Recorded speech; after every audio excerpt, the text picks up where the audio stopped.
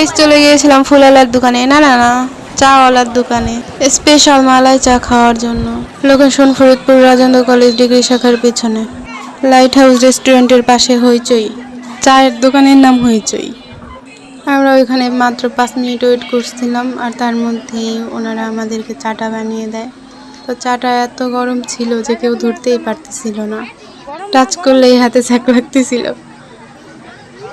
তো টিস্যু দিছিল একটা ধরার জন্য, তাও ধরা যাইতেছিল না, তাও এত গরম ছিল যে ধরতেই পারতেছিল না। আর আমার এই পিচ্চি মামুনিটাও ধরতে পারতেছিল না, তো বললো মাম্মাম তুমি ধরে দাও। তারপরে আমি একটু ধরলাম, তারপর ওর হাতে দিয়ে দিলাম। ওই ফুলালা ভাইটাকে না চাওয়ালা ভাইটাকে কেউ হয়তো ফুলটা গিফট করছিল, আমি আবার ওই ফুলটা নিয়ে নিলাম, নিয়ে আমার বাচ্চাটাকে দিয়ে দিলাম। ও বলছিল একটা ফুল কিনে দিতে, আমি বললাম কিনবো কেন, ফ্রিতেই তো একটা পাচ্ছি, নিয়ে নাও, টাটা বাই বাই। তারপর ফুলটা নিয়ে একটু ভাব নিলাম, তারপর একটু চাটা খেলাম। চাটা এত গরম যে আমার জিভটাই পুড়ে গেছে।